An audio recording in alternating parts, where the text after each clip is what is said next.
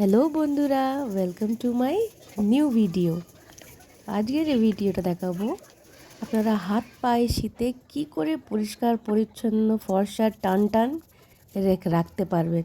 শীতের সময় তো জানেন আমরা জল কম খাই, রোদ্দুরে প্রচণ্ড থাকি, প্রচণ্ডভাবে গরম জলে স্নান করার ফলে আমাদের স্কিন ঠিক এইরকম ড্রাই হয়ে যায়, কালো দাগ পড়ে যায়। ঠিক করে কেয়ার না করলেও হাত পা ঠিক আমাদের এইরকম রাফ অ্যান্ড ড্রাই হয়ে যায়। তো কী করে এই প্রবলেমগুলো দূর করব? আর হাতের আঙুলের গাঁঠেতে কালো কালো দাগ হয়ে যায়, এই যে কালো স্পটসও থাকে, এইগুলো দূর করে এইরকম ফর্সা চকচকে হাত পাওয়ার জন্যে বা পা পাওয়ার জন্যে, এরকম গ্লোই পা পাওয়ার জন্য আমরা দেখব আজকে কি করে নিতে পারি। তো এটার জন্যে সবথেকে প্রথমে আমরা নেব চাল গুঁড়ো, কেন কি আমাদের বডিটাকে আমাদের আগে ক্লিন করতে হবে। আর ওর সঙ্গে নেব বেসন। তো দুটোকে ভালো করে মিক্স করতে হবে।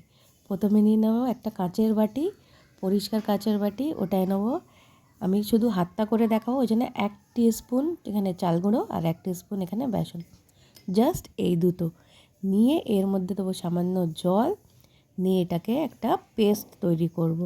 খুব টাইটও না, খুব পাতলাও না। টাইট করলে হাতে রাব করতে মুশকিল হবে, আর খুব পাতলা হয়ে গেলে এটা গড়িয়ে গড়িয়ে পড়ে যাবে।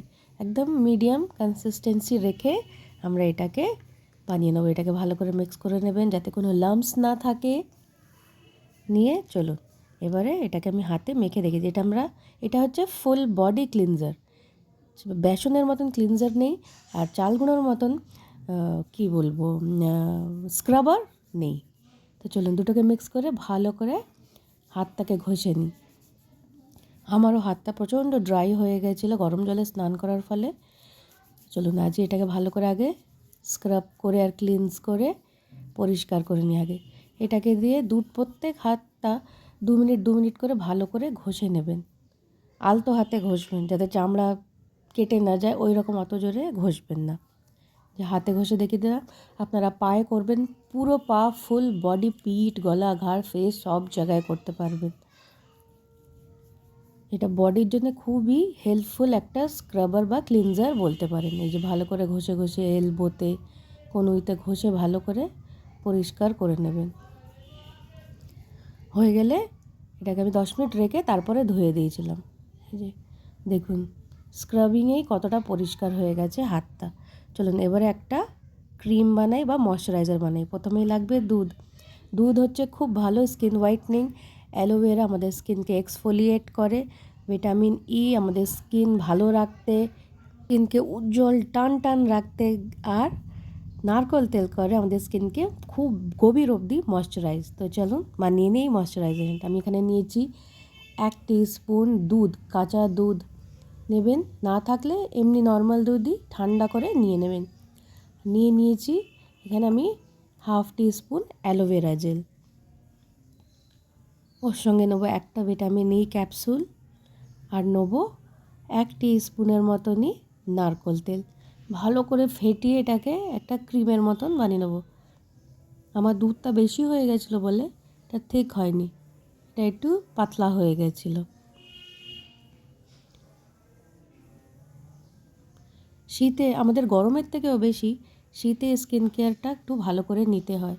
শীতে এমনি আমরা হাত পা কম ধুই, একটু ঠান্ডা লাগে বলে, একটু লেজিনেস লাগে, যার জন্য আমরা স্কিন কেয়ারটা ঠিক করে করি না। জল তো সবাই কমই খায়, ঠান্ডা লাগে বলে কেউ জল খেতে চায় না। এই ডিহাইড্রেশনেও স্কিন ড্রাই হয়ে যায়।